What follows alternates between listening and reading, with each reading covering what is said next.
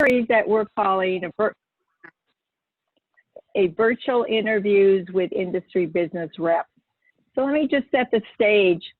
LA County, in an effort to provide for high-skill, high-wage jobs, has identified specific areas of focus where the current job market and the employer needs are not being met.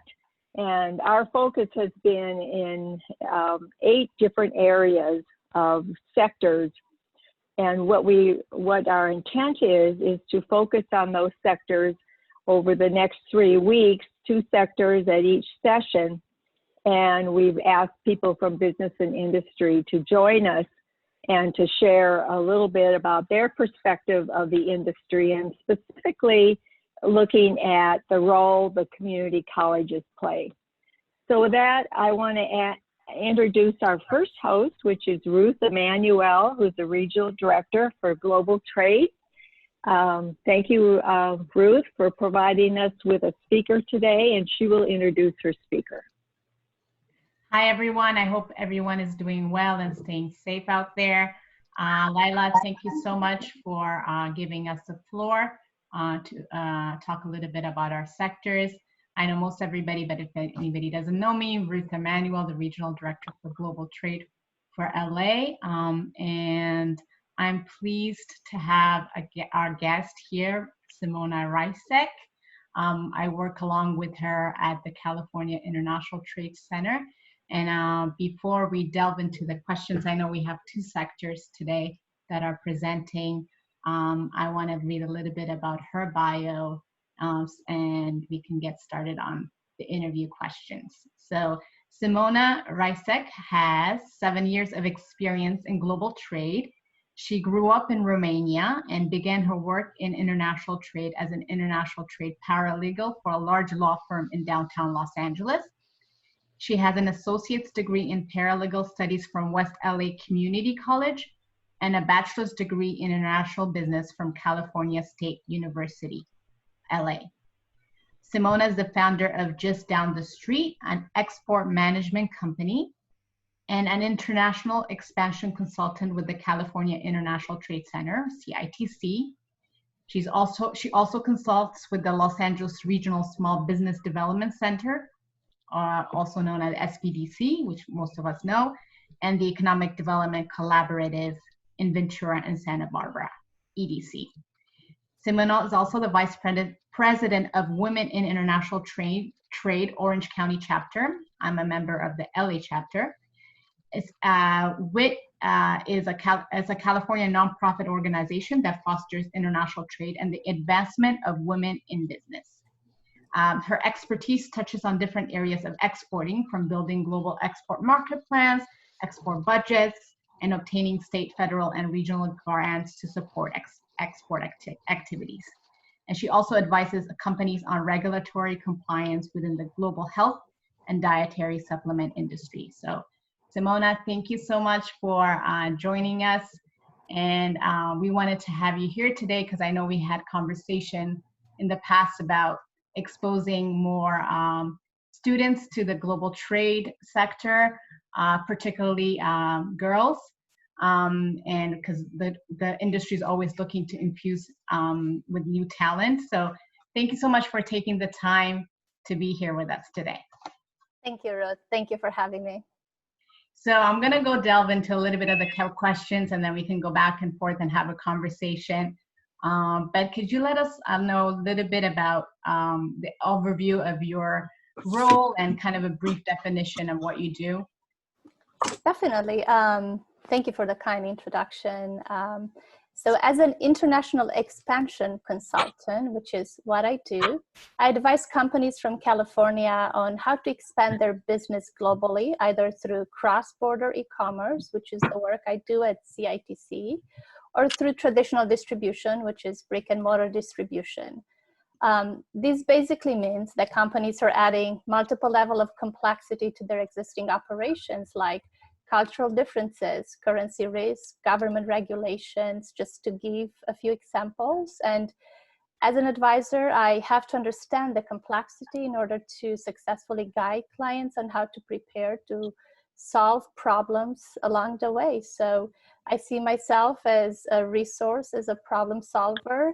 And if there is, I think the best way to describe what I do and to give an overview to counselor and students present here today is to share my screen. And I have a pie chart of what my role is. Will that be okay if I share my screen for a few moments? Yeah, we would love that. Can you do that? Awesome.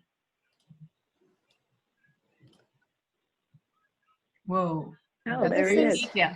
Great. So this is what I do. My goal in my daily job is export success for companies that I advise. And I don't know if you can see my mouse. This is the part where my expertise in. My expertise is in building a market export plan, is building a budget for export, implementation of the market export plan, assessment, marketing research. This is the work we do at CITC as a team and where my expertise in, but there's several parts of these of this pie that I don't have expertise in, but are very important to export success. So in order for me to make sure I understand the problems, the concerns businesses have when they decide to go globally, I have to understand generally each of these other parts of the export success, like the presence of the domestic market that has to do with companies' production capacity, operation capital, and then I have to look at export financing and talk to clients about their capital put aside for export, their understanding of how much capital is needed. Of course, the trade regulation when it comes to IP and trademarks and complying with both the US regulation and also with the foreign company regulation. Every country you want to export to have a different set of regulations that you have to understand and comply with. And then looking at developing the export capacity and looking at the export readiness. So in order to make sure clients succeed in this area, I have to build relationship with other organizations and other experts in the industry who know and are experts in these different parts of my pie chart. And that's how, working together as a trade community, we are able to guide clients and companies from California to export success. So I think great. Actually, that kind of leads me to the next question, because as you can see, that shows the complexity and kind of what makes global trade a little bit different from just doing business domestically. There's a layer of a compliance and also make sure a lot of factors that you have to consider. So before I ask you kind of why you selected this career, your kind of pie chart talks a little bit about the knowledge and the skills needed for this occupation. So could you kind of broadly touch upon the skills and knowledge that are needed for a career in global trade? So there are different areas. So like I said, I don't have knowledge in each of the area, but I do have an understanding of what it takes, the process of export, and there are different parts that are part of this career option: cultural differences, trade regulation, language barrier, business etiquette, and that's before you get into the brokers and documentation and regulations and so on. I think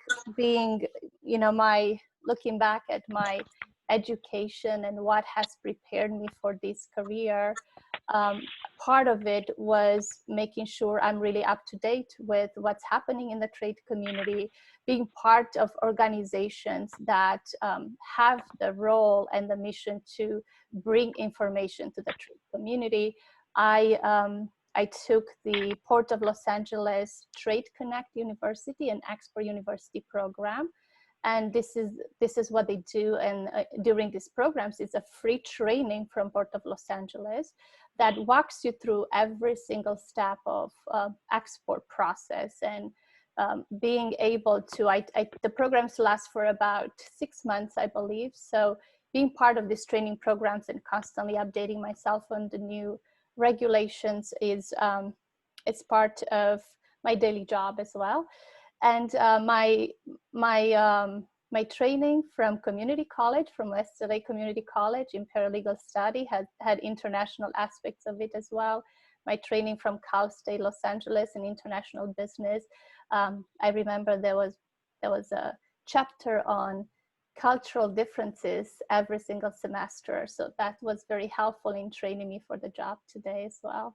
I don't know if that answered the question. No, definitely it answers, because one of the things that we try to do in global trade, because it's not a career area maybe that a lot of students are exposed to or maybe have family members in, but global trade, just like health, is a very broad topic. And so we try to break it down. And in fact, on our sector website, globaltradeworkforce.com, we kind of break it down into domains, and we have about 5 or 6 domains we break down global trade in. One is global marketing, trade finance, supply chain, global business management, and global e-commerce. So within those 5 areas of are the areas that you study when you're going into a global trade or international business program. But within those 5 areas also, there's a lot of career opportunities. So we kind of want to break it down for people to see that global trade is the large umbrella, but there's many different areas within it. So that your pie chart and the kind of the roles that you described on your day-to-day kind of hit on that. So tell us a little bit why you selected this career. What made you interested in going to international trade or global trade? That is a very long story, Ruth. So I'll try to keep it as short as possible. I think for everybody, just being part of living in California and living in Los Angeles already gives so many opportunities in the global trade career. California being the 5th largest economy in the world, you're already part of the global economy.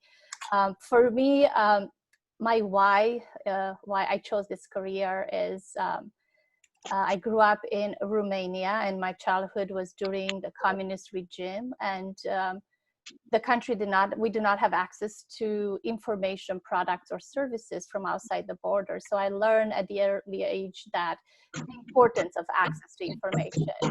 And I believe that no matter where you live, you should have access to the best that the world has to offer. And this is why I want to connect the world. This is why but I think the international trade industry has a way to do that, has a way to bring products, information, and services that are available in one part of the world to everyone else who does not have access to obtain them. And yes, the trade industry has a way to do that, spreading goods, services, and information to all. So this is a short version of my why. Yeah, it's kind of similar like me, because I also have a very much international background, but I also tell students and counselors, it's not just because you have a really global background that you should consider the career. It's just by virtue of living in a city like LA or a state like California.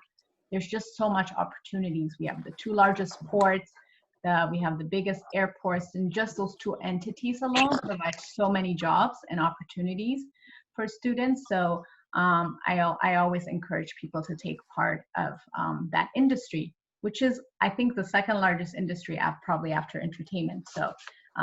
So just by being in LA, we have so much opportunities here. So I picked you today to speak because I know you have a community college background. And so what role do you think the community college played in terms of your career growth and where you are today?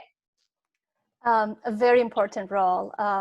The education I have from community college was basically the beginning of the path in my international career.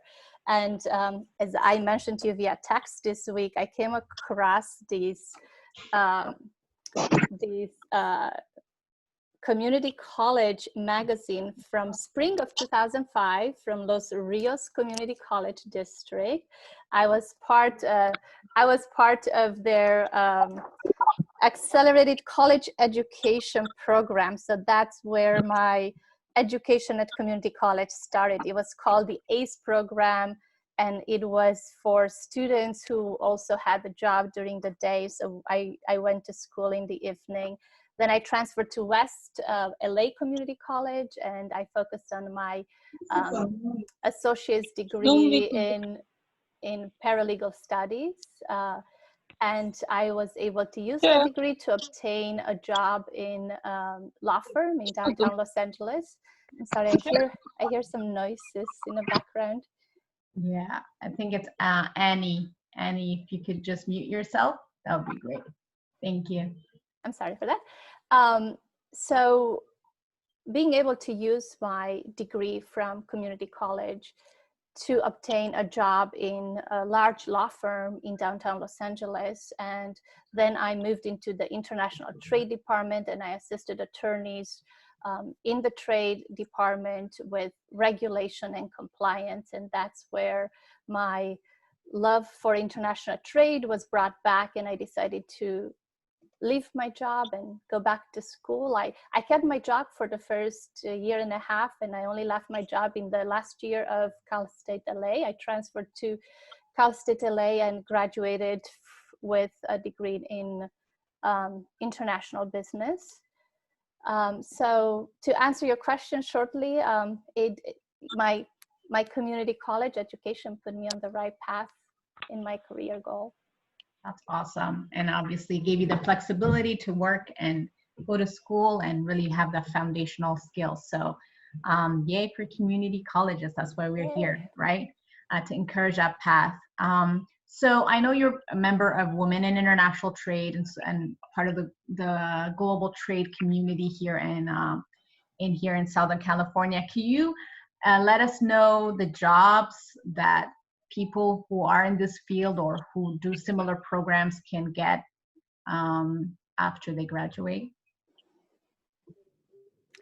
There are, I think, so my work with Women in International Trade was very important. I joined Women in International Trade Orange County chapter in the beginning of my career in trade when I graduated, and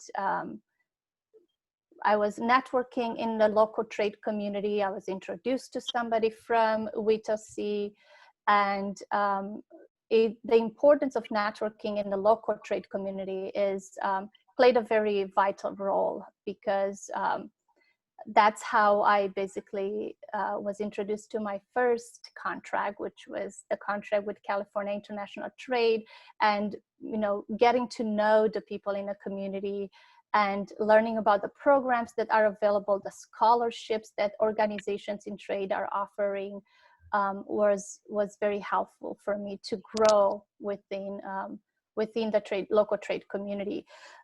There's if I'm to think of names of positions, from distribution manager, from global distribution manager to import compliance specialist. I'm basically naming people on the board at Women International Trade, what they do, and people I come in contact through these organizations I work with. There's international sales representative, marketing managers, trade manager, trade specialists, compliance specialists, logistics managers, international business developing. It's also another position. So there's really a wide range of positions you could do. And then when we look at e-commerce, you look at international marketing research, you look at social media in the e-commerce area. You look at localizing your product. If you happen to speak a different language and you're familiar with the culture from outside of the United States, you could help companies who want to enter that country to localize their product, to translate the product, to make sure that when you're translating, the name of your product does not translate into something that might be forbidden in that language or might be a taboo. So there's really a wide range of positions available.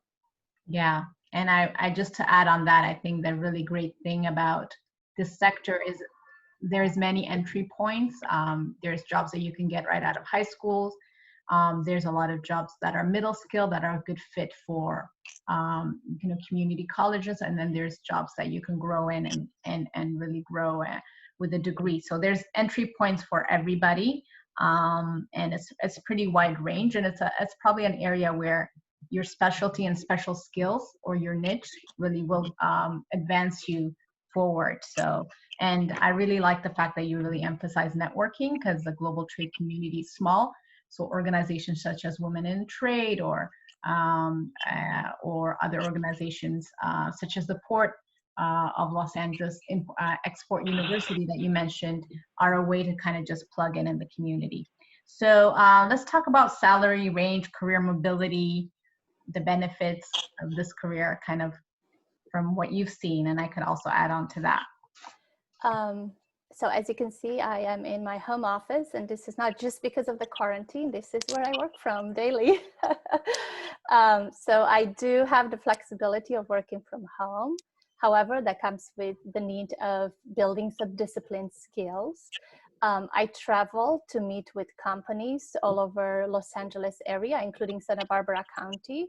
So usually when I take a new client, I do want to meet face-to-face and really understand everything I could about the company, their operation, their manufacturing, all the concerns, all the visions and the missions the company has.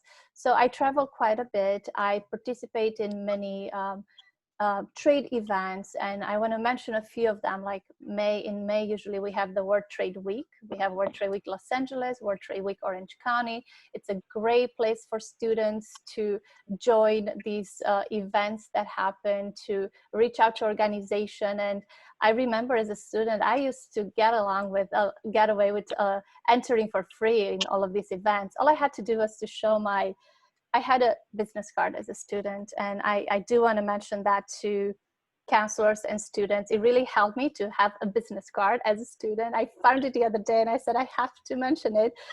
It basically says undergraduate student, expected graduation date, field of interest, international trade. I put my picture, my mobile number, and my email address. And every time I met somebody, I would ask, would you have time for 10 minutes coffee with me? I really want to work in international trade.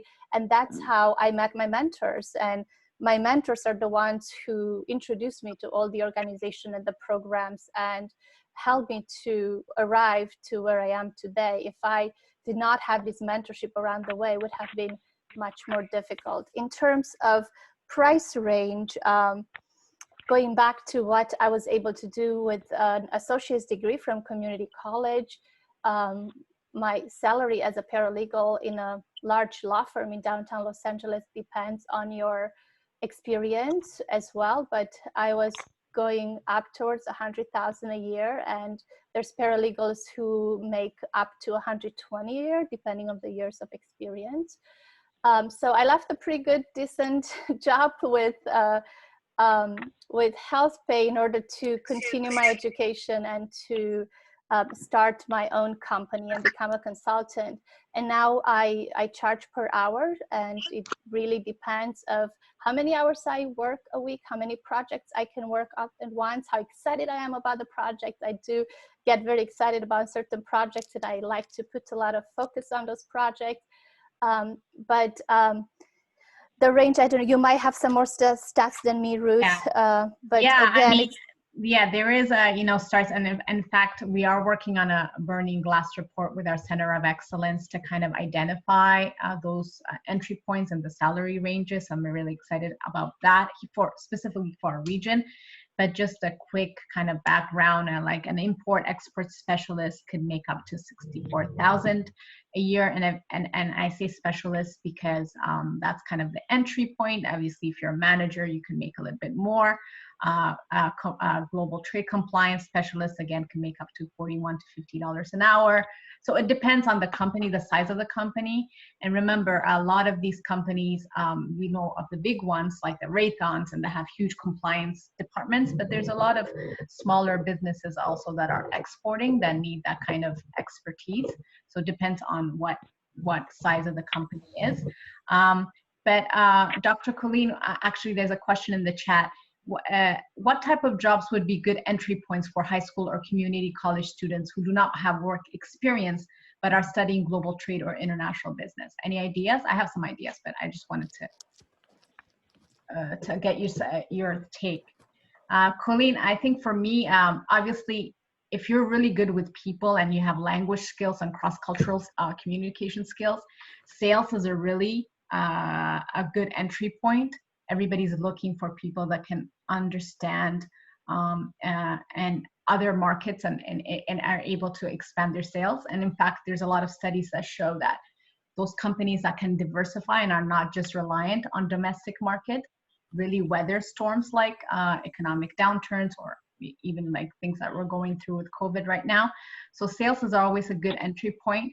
We're really focusing on cross-border e-commerce just because a lot of students are also digitally natives. They're very good online, but having that extra skill of like understanding other e-commerce platforms. So let's say you're very good on Amazon, but now if let's say you're also good in Alibaba, right?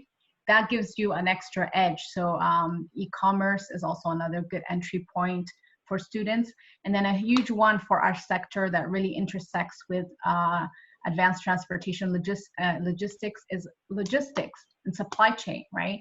There's a lot of jobs that you can enter, you know, whether it's warehousing or going into just any aspect of transportation that really puts you on a path for growth. So whether you're working at FedEx, the big FedExes, or a smaller company, that's also a really good entry point. Do you have any other ideas, Simona, for entry point? I think basically social media, e-commerce platforms would be a really great place to start.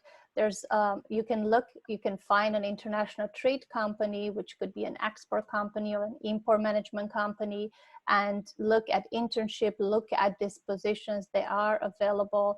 Even at California International Trade Center, we have a virtual internship program where we work with community college students to build a social media advertising campaign for some of the companies we work with. So there's a lot in these internship programs. That's pretty much how I joined the Women International Trade. I joined as an intern. I show that I have interest. I worked hard, and then slowly after 2 years being with them, I'm now the vice president of WIT-OC. So I think looking from scholarships to internship to what exactly your interests are, if you do have interest in social media and e-commerce and Amazon, and this is easy for you to understand and relate to, there's a lot of opportunity in this area. Most of the small businesses I work with, they don't have a social media person to help them to build their website, to build their e-commerce platform, and to help to manage their Instagram posts, to help to manage their Twitter and Facebook. So there's several opportunities within the e-commerce platform for entry point. Again, yeah, thank you for plugging the virtual internship program. That's a program that we're working in with community college students. We're actually doing interviews for the summer right now. So if you're interested in that program for community college, definitely contact me. But that's also a great way for anybody that's in global trade or international business or marketing to merge those two skills and really you know, have an entry point. And any business, as long as you know what you're doing and you have that edge, they would love to have you because everybody wants to expand their sales abroad.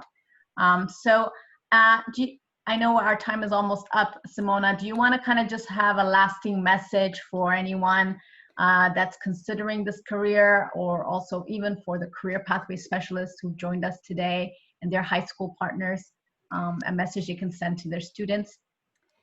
Thank you, Ruth. I think the message I would like to leave with is to really get to know your trade community.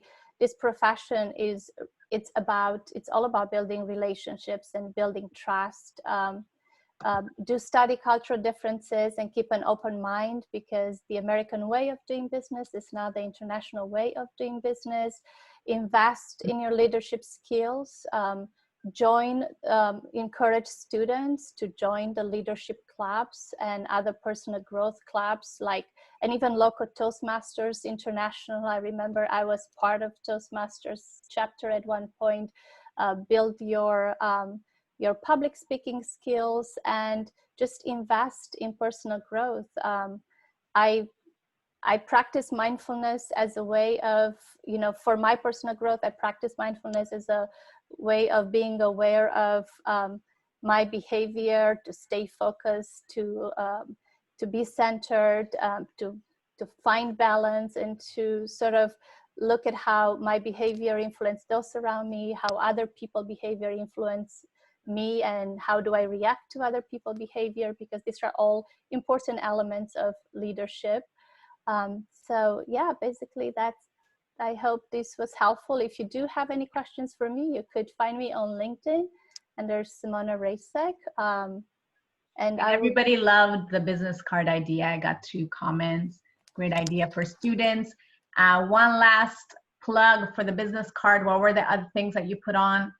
I think that's a good sure. takeaway. I also see a Go Golden Eagles from Katie. So on my student business card, I had my name, I had a picture, I had California State University, Los Angeles, undergraduate student, College of Business and Economics, option international business, expected graduation date, field of interest, which was international trade. And then Did you hold it up so they can take a photo? That will be your... Let's see. Good job, Simona. Perfect. I love it. Maybe, Simona, maybe you can go into the chat. This is Lila. And you can list out those, just put bullets of the items, because I think that's a great idea. And certainly we all need tools to help market, and what better way to help a student with a simple business card. So I want to thank Simona for your time today. Thank you so much. And Ruth, kudos and applause for both of you. Thank you for recruiting Simona. She was a great asset to our group. And just a reminder that this is being recorded, and we will send it out for folks to access and hopefully to share in their classrooms. One last thing before Lila, I want to just make sure that we offer our sector website, globaltradeworkforce.com, as a resource. We have tons of video of all the things that we talked about. So I want to make sure that I let the career pathway specialists know to check it out. Thank you. So let me shift gears now and introduce Bruce Noble, who is the Regional Director of Energy, Efficiency, and Utilities. Thank you, Bruce, and we'll ask you to introduce your guest speaker. Well, thank you, Ruth and Simona. That was really informative. My partner, and is a partner, is Ms. Megan Langston. Megan is a member of a regional advisory for energy construction utilities, and has lifelong experience in the a number of areas, including energy efficiency, green buildings, and primarily in the HVAC area. I would like to take a really quick moment and give you an update as what the Los Angeles marketplace looks like for energy construction utilities from a workforce perspective. There's about 138,000 workers in the green economy in Los Angeles. The annual requirement for the middle skills jobs, those jobs requiring more than a high school diploma, but less than a 4-year baccalaureate, are around 15,000 jobs a year. It's a common perception in this sector that the workforce is predominantly made up of plumbers, electricians, and carpenters. And although those are elements within it, within the sector, those construction trades take up about 50% of the workforce, of that 140,000 person workforce. The other 50%, or 70,000, 66,000 actually, are middle skills technicians that do require some post-secondary training that's relevant to their skill set. And those can be all from engineering technicians to HVAC technicians, surveyors, construction managers, inspectors. All of them have to have the similar foundational experience. So what I'm going to do is ask Megan to give a little bit of her career story, her life story. Is really interesting, and where she's at now, and I think it'll all flow together here. Megan. Thank you, Bruce. Hi, everyone. Happy to be with you here today. So I'll share a little bit about my professional experience. I actually started out in the retail, high-end retail luxury industry. My family business is commercial air conditioning and refrigeration, so we are a construction and mechanical services business. So obviously I grew up in that, being third generation. I always have kind of gone back and forth with working for our family business, Air Right, but always wanted to do my own thing. So also after I left retail, I started a nonprofit with my father. And so we work with the reentry, homeless, and veteran population. And we do either HVAC training or we do retail, which is my realm. And so that has been a great, outlet for me, and being able to share my professional experience and then also my family's.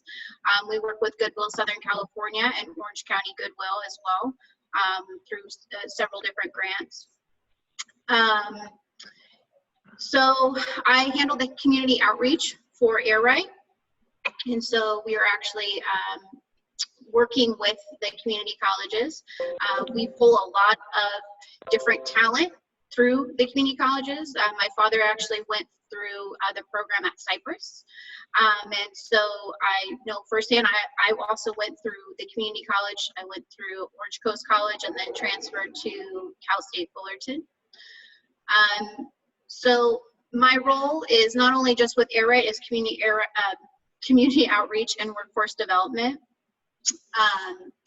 but also in the nonprofit realm with workforce development, job developers, working with other nonprofits, and trying to help, provide training and then also put them to work afterwards. So that's just a little bit about where I'm at today, how I started. Bruce, what else would you like me to? Well, Megan, one of the driving questions is, what are the skills and knowledge that might be necessary for success in this green industry, and particularly as it might I'll just give you my personal opinion of all of the trades and all of the businesses in this whole new green industry. HVAC, I think, or HVACR as we call it, is probably the most well-rounded, and the professionals involved with this can do just about anything within all of the whole sector. Have to be a little bit of a carpenter, a little bit of an electrician, obviously a thermodynamics specialist, but beyond the technical side, what other skills and abilities do the employees need to be able to secure a position with Air Right or your competitors? Well, I would think that first of all, especially in the HVAC industry for our company, I always like when I'm talking with younger individuals and we're trying to figure out their a career pathway for them, I always have the conversation like, what do you like to do? Do you like to be outside, right? Do you like to problem solve? So that's part of, a few different things that in HVAC, if you like to pull things together, pull them apart and put them back together, you're going to be problem solving. So if they like to be out in the elements, right? Because you're going to be either on rooftops or you're going to be inside of the kitchen. We specifically, our major customer is commercial restaurant chains. And so we do a lot with restaurants. So they're going to be kind of working in confined spaces. also, you know, you're going to be interacting with customers. So you're going to need to be able to have some sort of, you know, personable skills to be able to interact with a customer. The other thing is that you actually have to be pretty tech savvy as well, because all of our work orders are done electronically on electronic device. So it's not just that simple paper carbon copy, like you're doing everything on a phone. So they need to be pretty tech savvy. They need to be able to work independently and then also as a team, because some of our jobs, you need multiple people to perform the work, especially if it is a large restaurant, or if we're doing an install for our construction side. You know, they need to just have that mentality, like they want to work, they want to learn, because there's a lot of different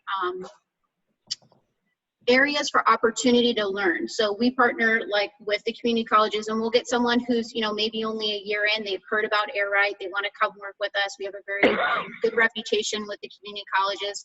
So we'll start them out, you know, as a driver in the warehouse, and then they'll work their way up through the different, as they gain their experience. Not only are they getting, you know, the book knowledge and some of the hands-on knowledge at school, but then they're also getting it in the workplace as well. I would say that another thing that I like to say is, like, if they're wanting to be involved with and help with energy efficiency, this is a green job. It's not a blue collar job, it's a green job. So you are helping the environment. Our technology is always changing in our industry. So it's, you know, just like cell phones change every 6 months, you know, our technology is constantly changing. There's different things that our technicians need to learn. So if they're tech savvy and they want to help the environment, because most people don't know that depending on whether it's residential or commercial, you're around 40% of your total energy comes from your HVAC systems. So that's a lot of, you know, there's a lot of ways to help get your systems efficient. I would say also, like, we think about the COVID crisis that's happening right now. Indoor air quality is really important, so health and safety. So we're doing different things for our customers. So that's something else that's kind of popped out of the crisis. So I would say that, you know, health and safety is a lot of people don't think about health and safety with indoor air quality and air conditioning, but just wanted to point that out as well. Thank you, Megan. As a sidelight, part of the health and safety discussion has to do with live fire and safety within buildings. And those are all part of the same control systems that operate the environmental control systems in the building. So there's the technology movement is absolutely the highest regard for new entries into this to have a strong technical background. But we talk about the technicians, and we're kind of focused on technicians, but Megan, could you share some other opportunities that are within the industry, that some basic foundational knowledge would be contributory to a career pathway? Yeah, thank you. So, I mean, you know, we have a lot of different positions, you know, in the in-office side when it comes to also helping with quotes, and then helping with, you know, doing plans for different on our construction department. So there's some AutoCAD, you know, side to it. You know, there's also going to be some different just support roles. Like, we have HR just like anyone else. We have so many technicians that are remote. So our HR department is pretty robust. Same with our training. So we do a lot of training. You know, there's a lot of, you know, billing, where you don't really have to have too much technical knowledge, even in like the supervisory role. I mean, it really ranges just to make the business function. So some of it, you know, they don't really need to have necessarily a degree. Maybe an AA is going to help them, but they don't necessarily have to have per se technical knowledge. I don't want to go down a rabbit hole with that. So Thank you. yeah. So anyway, I think the point was that in the big data for the green industry in Los Angeles, it's about 50-50 between technical practitioners and the people who support them. Yeah.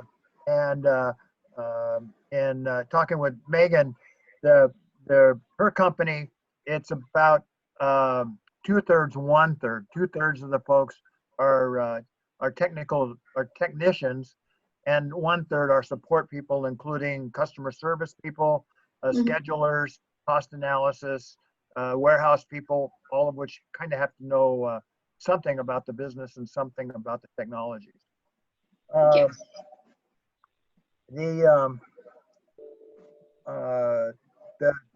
I guess the most important thing to lots of them is to many people is what kind of salary and what are the upward opportunities and general benefits of this particular industry. So I would say that most of the salary ranges are going to depend between like 50 to over 100,000. It just really depends on what role they're playing within our company. So whether they're support or a field staff. If they are field staff, it depends on their knowledge. So how much knowledge they have, how much experience they have. Our journeyman level technicians make well over 100,000 a year, and that's just on regular time. That's not including overtime, because as you know, when it heats up, we get a lot more calls, and so they tend to rake in that overtime. So they all it's a love-hate relationship with that overtime. But I would say that's going to be the salary range. When it comes to upward mobility, we are a family-run business. So within our business, we love to, help grow individuals within our company, providing them with opportunities. So if they were going to start like I explained before, at the warehouse as like a driver, and they were going to school for HVAC, they could work their way up all the way up to a journeyman level technician. And then also if they wanted to be like a supervisor, they could work their way up to a supervisor and beyond that, if that's what they wanted to do. Our department manager, Bruce, for our service, he started out as a technician, and he's been with us for 30 years, and he's been our service manager, I want to say, for the last 10 years. So it just kind of depends on what their goals are, and that's a conversation that we have with them when we are interviewing them, and then when we're having our touch bases with them. But most people have that if they want to be able to move up within our company to start from the ground level and work their way up through management, we want to make that possible for them. Thank you, Megan. I think that's most of the questions that I had. So, does anybody have any questions that they want to ask or need some answers for? Let me see here. I'll check the chat. There are no questions in the chat at the current time. So let me just open it up. If you want to unmute yourself and ask a question, we'll give you a couple minutes. Otherwise, we'll wrap it up. Actually, Yes. Donna has a question. Donna, do you want to share that? Yes, I'll be happy to. I really enjoyed your background and how you've come to where you are right now, and all the different opportunities that are available for those that might be looking for entry, especially now with the current situation that we have. So that's what I wanted to ask. Since a major revenue stream for your family business has been restaurants, how has your model pivoted post-COVID-19? That is a great question, Donna. So we are actually, right now, we are working to get restaurants back open, right? Okay. So yes. We are working with them. So I mentioned indoor air quality. So we are working to disinfect not only the air systems, the HVAC systems and the filters, making sure, but also the inside of the restaurants. And so we have partnered with a company called Mark Safe. And so they have been, they meet the CDC's guidelines for that. And so we're actually using this position, we're calling it an IAQ specialist, as an entry-level way for them to get into HVAC. Okay. So that's kind of how we've been able to pivot that. We're actually we started deploying it last week to some of our customers. And so, you know, we're going to continue to, we're making our schedule and we're training our people to do that service. We all know that it's going to end up, you know, it's just going to be a new normal, right? So that's what we're trying to figure out. And so this was just kind of like a service that we thought complemented what we're doing existing, and it's still making sure that our customers feel safe letting their customers back in, and not only their customers but also their employees. And so what MarkSafe does is also provides a third-party testing system. And so you swab the surface and you put it in this little test reader. It goes, and then it goes up, you get a reading, you're going to spray. It takes about 10 minutes for it to dry. No smell, no nothing. And it's clear. You swab after that. Most of the time, you know, it's completely where you could do a surgical procedure on it. Wow, so, that's awesome. Yeah. Really awesome. Thank you so much. Thank you. I have two more comments really quick, not so much that one of them is Megan's father has been a mentor and counselor for our whole program here since we started this founding program for industry faculty collaborative.